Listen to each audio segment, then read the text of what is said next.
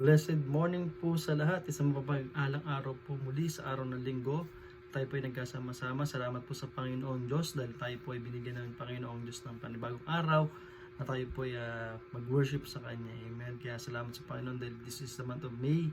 Salamat sa Panginoon. This is the first Sunday of May.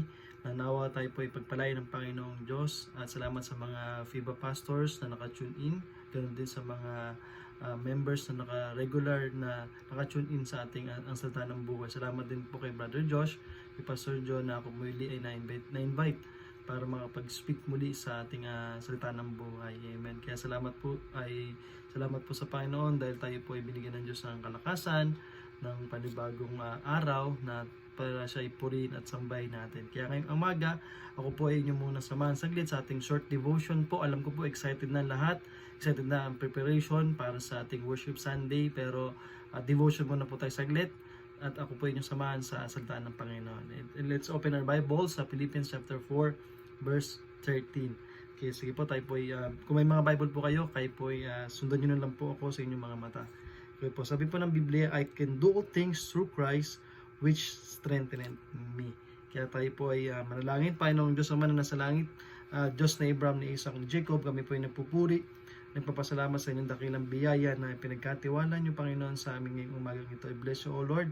Manawa po, Panginoon, ang inyong salita, ang siyang maitaas, Panginoon, at higit sa lahat, Panginoon, kami po ay matuto, Panginoon, kung ano po ang gusto niyo pong layunin, Panginoon, sa amin bilang isang kabahagi ng isang simbahan, Panginoon. Kaya maraming salamat, Panginoon, dahil ang pag-ibig niyo, Panginoon, ay talagang walang humpay at patuloy niyo, Lord, kaming binibigyan ng mga biyaya na, Panginoon, na kay Lord lamang siya nagkakaloob, Panginoon, sa bawat araw-araw.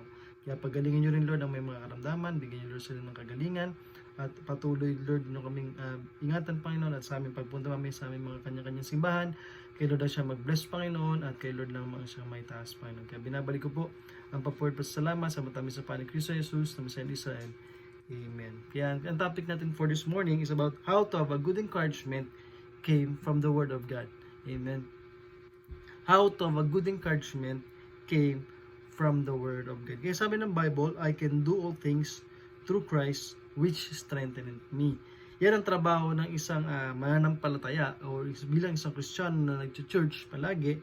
Sabi ng Panginoon na we need to claim this verse. Okay? Amen. Now, I can do all things through Christ which strengthened me. I-reflect lang natin ang salita ng Bible ng Philippians 4:13. Alam ko po na ito po ay iba dito, life verse, yung iba talagang patuloy na inaaral ang salita ng Panginoon. Pero ang deeply meaning po ng salita ng Panginoon sa Philippians 4:13, it reflects a deep-rooted heritage of the hand of God's mercy. Amen. No? Pinapakita po dyan na itong Philippians 4:13, makikita natin yung deep root ng salita ng Panginoon na yung kanyang mercy ay walang humpay, walang tigil sa isang mananampalataya katulad natin bilang isang Kristiyano. Amen.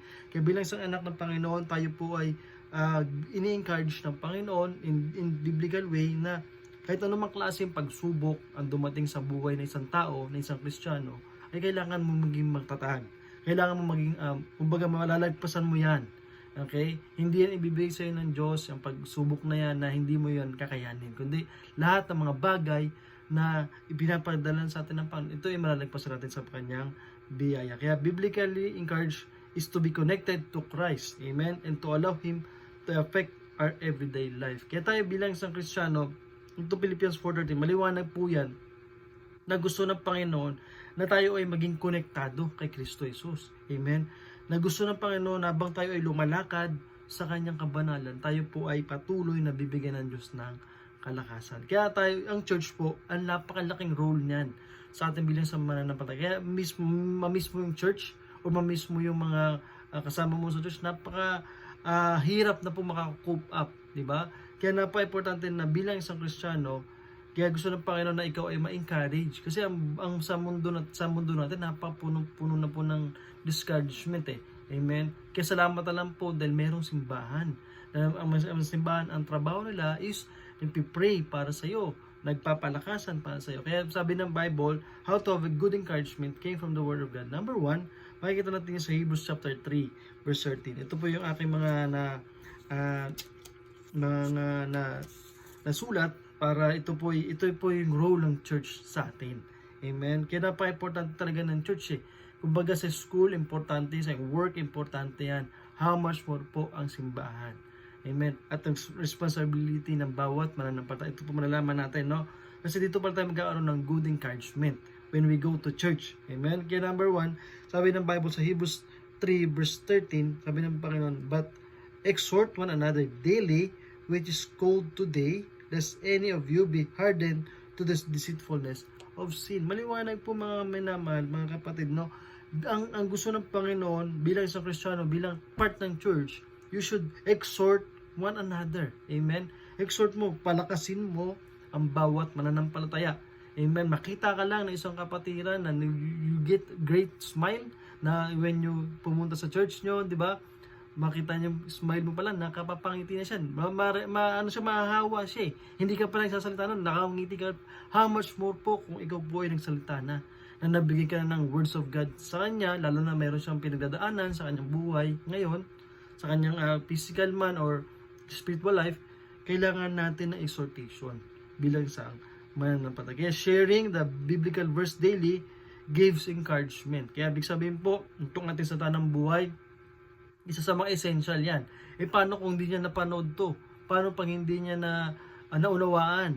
Ibig sabihin, iba pa rin po yung constant communication. Amen? Constant na hi, hello sa isang kapatiran na kailangan pala niya, oh sis, ano bang pitulong ko? Pipipray kita. Amen? Kaya isang tap lang dyan sa balikat, pipipray kita sis, ano man yung pinagdaanan mo, di ba? Brad, sis, di ba po? Kaya ibig sabihin po, ang kailangan natin pala bilang isang Kristiyano is to exhort one another. Amen? Kaya pag mayroong problema, or kahit walang problema, palakasin mo palalo siya, encourage mo siya lalo. Wow, ang galing mo naman, sabihan ng Panginoon, magpatuloy ka, nawa, hindi ka titigil, hanggang ang Panginoon ay dumating. Amen? Kaya yan ang gusto ng Panginoon sa atin, how to give encouragement. I-push mo siya lalo, i-push natin siya sa kabanalan ng Panginoon, kasi yan ang importante sa atin bilang isang mananampalataya. Ang gusto ng Panginoon, na gusto ng Diyos, ang church ay healthy. Amen? Ang church ay gusto ng Diyos ay lahat tayo ay magkakaroon ng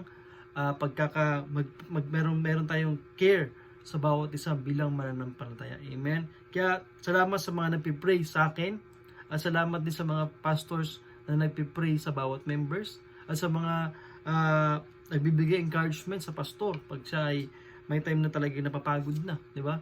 Kaya yung salita ng Panginoon lamang ang ating titignan. Amen? Na huwag tayong titigil.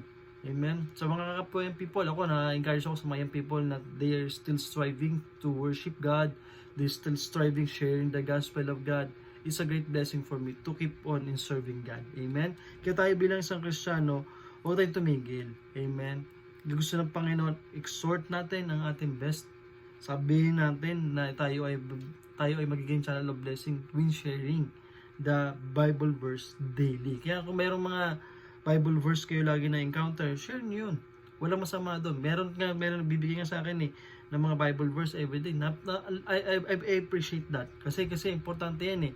Binabasa ko siya para makita ko na talaga, napakasarap talaga ng salita ng Panginoon. Amen. Yan ang gusto ng Panginoon, na kaysa naman kung ano-anong negative vibes na makikita mo sa Facebook, sa kung ano naman nakita sa YouTube ng mga hindi magagandang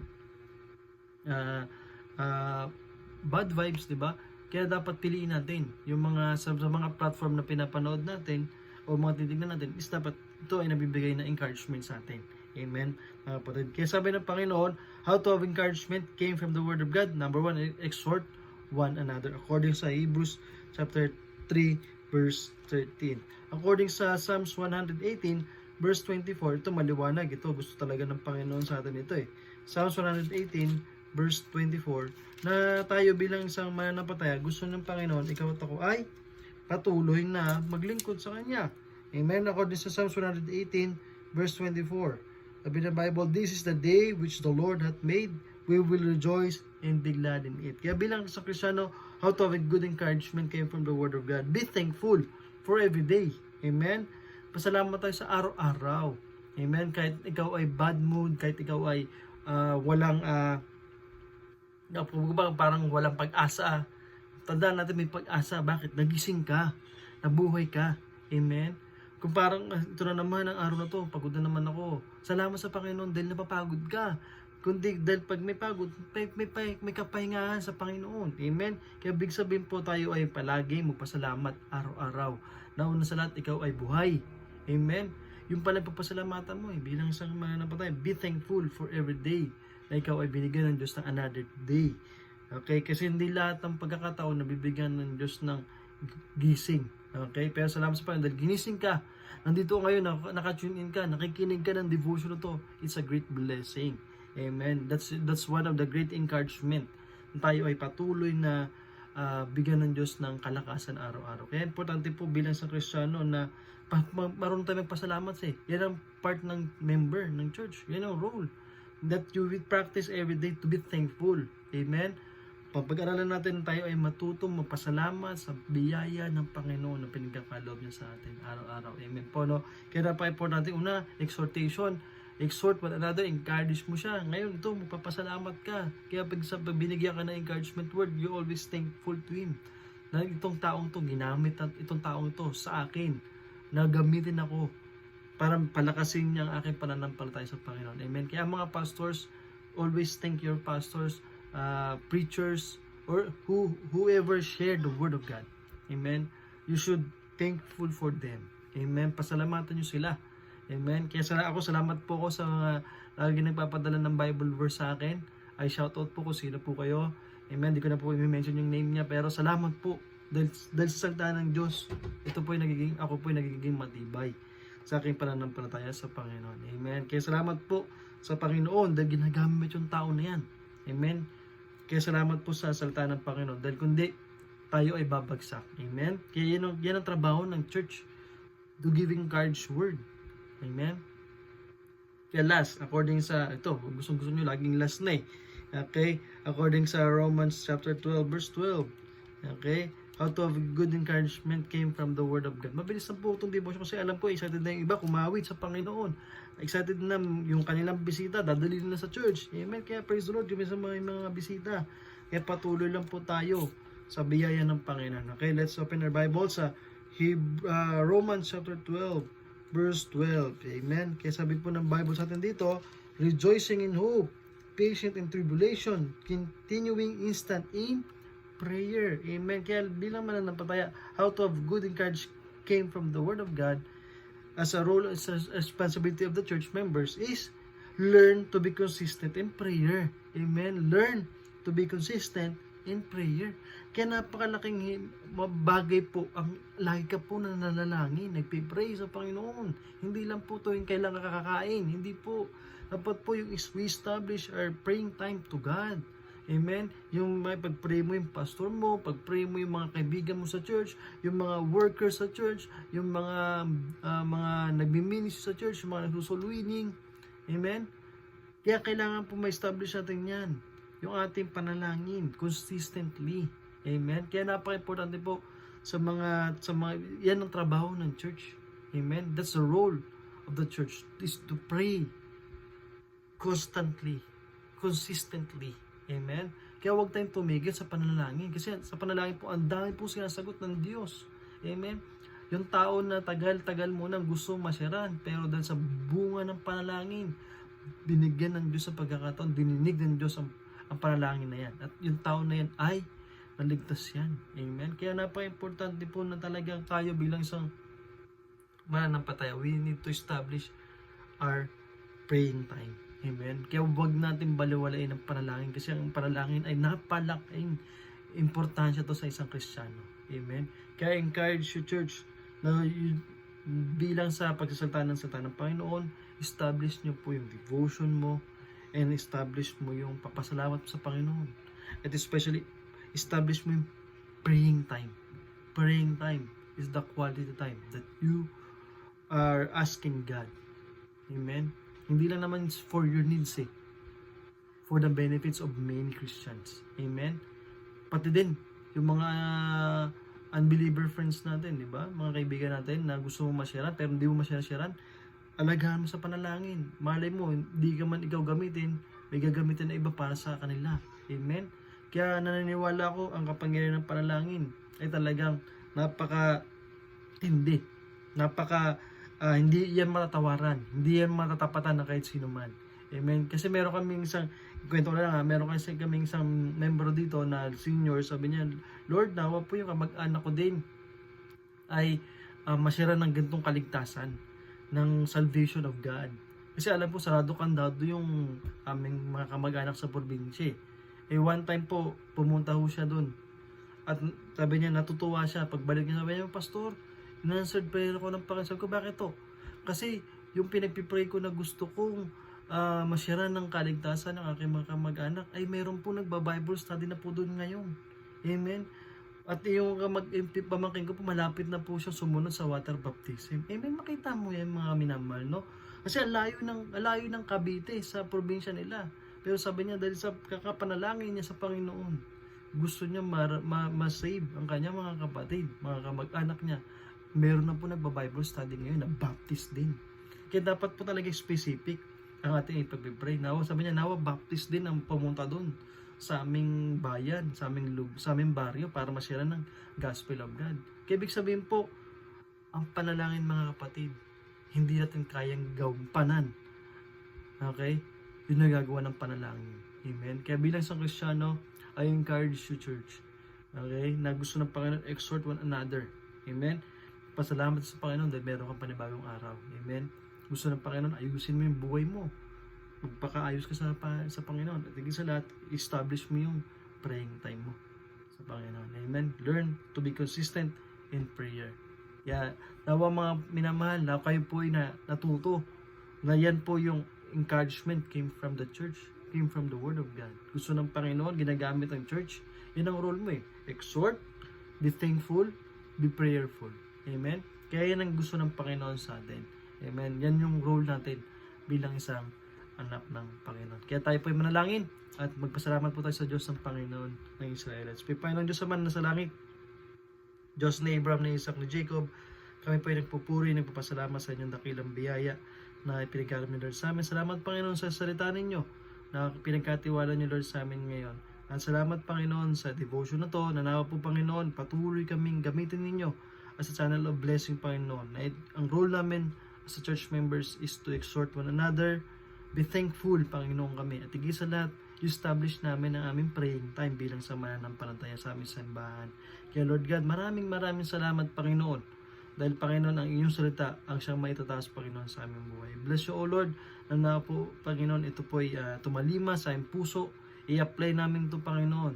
Dahil ito po ay kaluguran ninyo pag kami po ay patuloy na sumusunod sa prinsipyo ninyo. Kaya mahal namin kayo Panginoon. Kaya Lord God, tulungan niyo Lord kami. Kaya kami po ay sumasamo sa inyo at ingatan niyo Lord ang aming worship Panginoon ng bawat churches. Ingatan niyo rin Lord ang ibang mga patiran sa kanilang pagbunta sa kanilang simbahan, sa mga pastors na nagpe-prepare ng kanilang mga preaching Panginoon.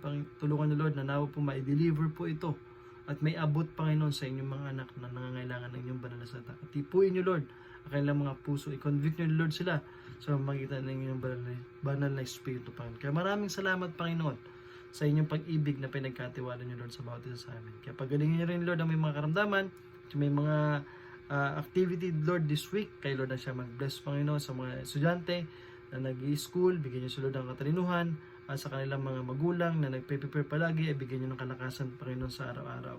At ganoon sa mga nagtatrabaho, kay Lord na siya mag-bless Panginoon sa mga decision making nila, sa kanilang mga gagawin Lord nila sa kanilang mga opisina, sa kanilang mga business Panginoon, ay kayo Lord lamang ang siyang maitaas Panginoon.